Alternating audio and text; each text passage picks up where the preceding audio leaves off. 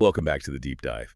Today, we're taking a pretty monumental step back in time. We've got this incredible stack of sources here, and we're going to explore the very foundations of how ancient societies, specifically Athens and Rome, actually governed themselves. That's right. We're looking at how they thought about justice, how they kept control, and crucially, how their laws ended up shaping their own history. It's not just a history lesson, though. We want to get into the mechanics, the nitty-gritty of their legal thinking. Exactly. The mission here isn't really a straight timeline. It's more about digging out those vital nuggets of knowledge. How did these societies actually work underneath all the philosophy and the military campaigns? Right. We're zoning in on the pressure points where the law crashes into these deeply held ideas about honor or state security or just plain old political backstabbing. And the contrast between the two is just it's fascinating, isn't it? You've got Athens, where law often feels like this incredibly personal, almost theatrical contest of reputation. Very much a performance, yeah. And then you swing over to Rome, and it's all structured, formalized. You have these specific offices, codified laws. And it feels much more like, well, machinery. A legal machine, exactly, with powerful, sometimes pretty terrifying officials running it. And we'll even touch on how political aims could literally rewrite history, or at least the myths they told themselves in Greece. Okay, so let's dive into Athens first, where rhetoric was absolutely king, the Athenian courtroom. It's just so different from what we imagine today, right? Oh, completely. When you look at the sources on Athenian litigation, the gap between their system and, say, our modern ones is huge. They weren't obsessed with statutes and legal doctrine in the same way. So what was the focus then for the average Athenian citizen sitting on that jury? It was overwhelmingly about the person, about character, reputation, and just probability. Did this person seem like the kind of person who would do this? So, if I'm making my case, I'm not just proving facts. Not primarily, no. Your main job is to convince the jury that your opponent's whole character, their entire life story, makes the accusation likely. And, just as importantly, that your character makes you trustworthy and deserving of their support. So it's less, did he do it, and more, is he the type of guy who would do it? Basically, yes. You're trying to paint your opponent as fundamentally opposed to the community's shared values. You're not quoting legal sections, you're hitting them right in their social and moral beliefs. That sounds incredibly intense, like a public trial of someone's entire identity. It was intense. That direct appeal to social values, that was the engine of the whole thing.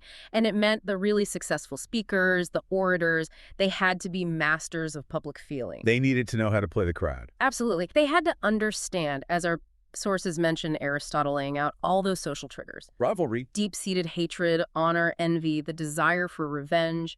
These weren't things to hide in court. They were the tools of the trade. Exactly. They were central to building a winning case. Litigation was what they called an agon, a contest, a high-stakes social battle.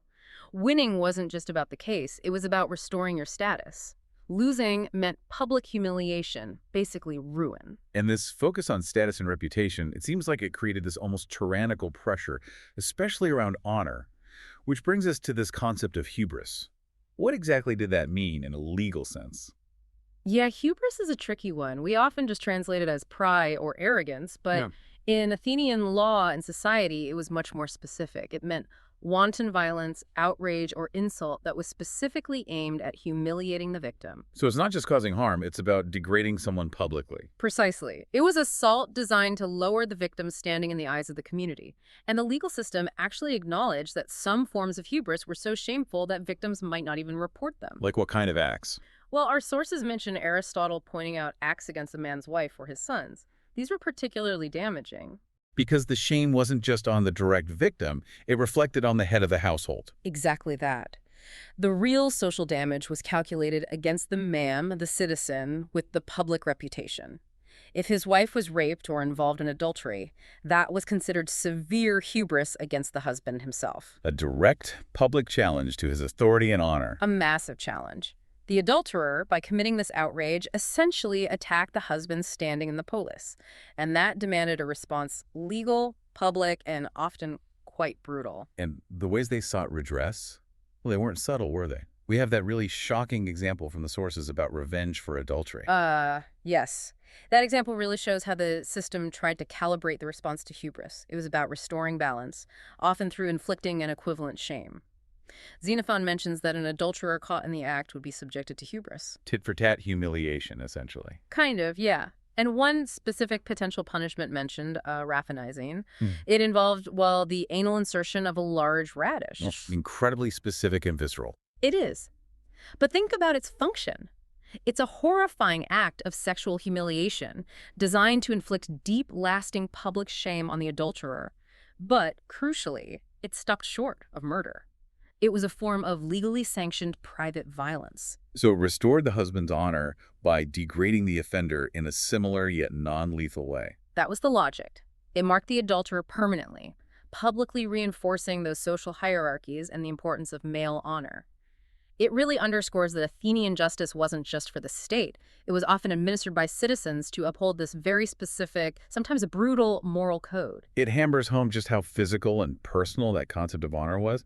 But, a system so reliant on shifting public opinion and this intense social pressure, it feels inherently unstable. It absolutely was, and that instability, that reliance on popular feeling, leads us straight to probably the most famous legal drama of antiquity. The trial of Socrates. Right. We don't have his actual defense, only Plato's apology, which gives us the tone. Mm. But the core insight from our sources is, well, it's chilling. It really is. The tragic point is that Socrates was not condemned unjustly according to the law. Wait, according to the law. So the process was followed, but the outcome was still seen as a tragedy. What does that say about Athenian law itself? It tells us that their law ultimately prioritized the collective social order, the traditional values, over individual intellectual freedom or inquiry. Socrates was found guilty because his ideas, his questioning, especially among the young, were seen as a fundamental threat to the social consensus the polis needed to function. So it wasn't a legal mistake. It was the system working as designed, rejecting something it saw as corrosive. Exactly. His execution was a protest, really. The spirit of the old communal Athens pushing back violently against this rising tide of individualism, skepticism, and philosophical questioning that Socrates embodied. The irony, though, is just overwhelming. They condemn him, but that very act Ends up fueling the fire. Right. Precisely. His companions, inspired by his method and absolutely horrified by his execution, carried on his work. They kept asking those uncomfortable questions. So, in trying to preserve the old order, they inadvertently ensured its transformation. That's the tragic irony. From the perspective of the older generation, the men who fought at Marathon, these Socratic thinkers were, as one source puts it, actively sapping the roots of Greek city life. The jury wanted to stop individualism, but it was too late. The seeds were sown. The old, tightly knit city-state model was already changing. Okay, so let's shift gears a bit. We've seen the internal conflicts in Athens, the legal battles. Now let's look outwards at the rough-and-tumble world of Greek interstate politics. It's fascinating how they use stories, myths even, for political gain. Oh, mythology was absolutely a political tool. Think of it as the earliest form of narrative warfare or spin doctoring. The Greeks constantly tweaked their legends to justify whatever the current political situation was. Like the Dorian invasion story, that wasn't exactly documented history, was it? Not at all. It was a narrative carefully constructed to serve a very specific purpose, legitimizing the land claims of powerful Dorian states like Argos and Sparta. So how did they make that story work for them? They framed the so-called invasion not as a conquest of outsiders, but as a recovery. They cleverly linked their own royal families back to the legendary hero Heracles, claiming he was a pre-Dorian lord of the region. Ah, so they were just reclaiming their ancestral birthright? That was the claim. It manufactured this ancient lineage, this divine right to the land. Legitimacy wasn't just about who had the biggest army. It was about who had the best story, the oldest connection. But our sources say this story was, well, full of holes. Riddled with them. It mistakenly assumed the Achaeans mentioned by Homer were the original inhabitants, which wasn't quite right. And it wrongly dated the Dorian conquest of Messenia to that very early period. It was history bent to fit political needs, pure and simple. They even messed with their hero timelines, didn't they? Heracles couldn't realistically have fought at Troy. Right, the chronology was all wrong. Heracles belonged to an earlier generation. But they needed their ultimate pan-Hellenic champion, Heracles, to be seen as a fighter for Greece against Asia, especially in the context of the later Persian Wars. So what did they do? Just invent another war? Basically, yes. They manufactured an entirely separate, older expedition to Troy, starring Heracles as the champion of Hellas. It shows how flexible, maybe even unscrupulous they could be in adapting myths when political narratives demanded it. Logic sometimes took a backseat to messaging. That kind of narrative manipulation feels like a good bridge to the Peloponnesian War, where all the heroic masks really come off and it's just raw political calculation. Take the alliance between Athens and Plataea. That wasn't about shared ideals, was it? Not really, no. It was pure mutual interest, completely pragmatic. Plataea was small and constantly threatened by its powerful neighbor, Thebes. Athens was their only real lifeline. And for Athens? Plataea was strategically vital. It was like having a watchtower right there in Boeotia, keeping an eye on Thebes, guarding the Scythian Pass. It was a security transaction, plain and simple. And when the really big threats came along, like the Persians, this idea of Greek unity often seemed, well, pretty fragile, especially where Sparta was concerned. Sparta's behavior during the Persian Wars is a classic example of self-interest trumping the common cause. They kept finding excuses, often citing religious festivals like the Hyacinthia or the Carnia, to delay sending help to Athens, even against major threats like Mardonius. You can understand why the Athenians got so bitter. Absolutely. It became a pattern, prioritizing their own internal calendar or maybe just their deep-seated isolationism over the supposed pan-Hellenic alliance. And it apparently took an outsider, this guy Chileos from Tegea, to finally shake them out of it. And he didn't appeal to their honor, did he? No, he appealed directly to their fear and self-preservation. His argument was brutally logical. He pointed out that if Athens, completely fed up with Spartan delays, actually followed through on their threat and allied with Persia, Which they were openly considering. exactly, then those fortifications Sparta was relying on to protect the Peloponnesian Isthmus would be totally useless. The Persian fleet, combined with the Athenian fleet, could just sail around them. Wait, the Spartans hadn't figured that out. That controlling the sea changed everything. Apparently not. Our source remarks, rather dryly, that you'd think this would be obvious even to an ephor, the Spartan magistrates. But it took Chileos laying out the stark geopolitical consequence: ally with us, or risk Persia landing in your backyard. So only then did they ditch the festivals and send troops. Necessity, not loyalty. Pure necessity. It was a wake-up call driven by strategic reality, not any sense of Greek brotherhood. And you see that same kind of ruthless pragmatism mixed with incredible bravery later in the Peloponnesian War itself, like the fighting at Pylos and Sphacteria. Oh, absolutely. Demosthenes' defense there for Athens was brilliant, holding off the Spartans against the odds. But it also captures that Spartan desperation, that warrior ethos. You have the famous quote attributed to Brasidas urging his men ashore. So what about the timber? Yeah. Be not sparing of timber, perish the ships and force a landing. He was willing to sacrifice everything, their entire fleet, just to get a foothold on enemy soil, even on their own coastline. Total commitment. But then, all that Spartan discipline and sacrifice, it seems completely overshadowed by their big betrayal later on.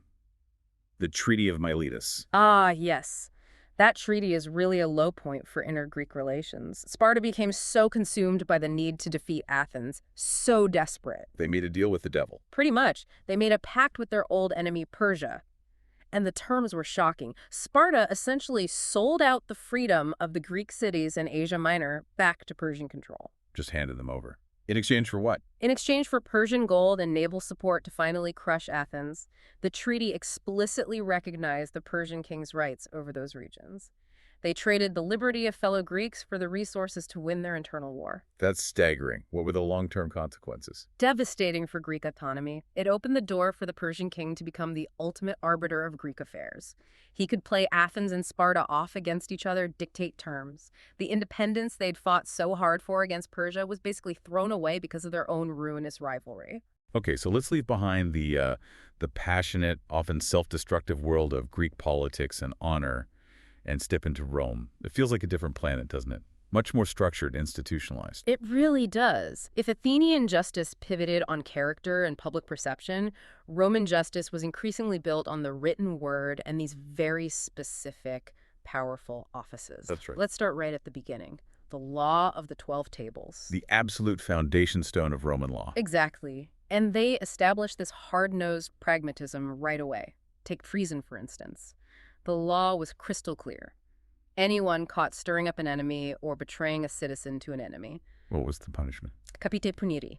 Death. No ambiguity, just swift, severe punishment to protect the state. They were practical about city life, too, weren't they? Things like burials. Oh, yeah. The tables famously state, in urban seppellito naberito, don't bury or burn dead bodies inside the city. Why was that? Hygiene.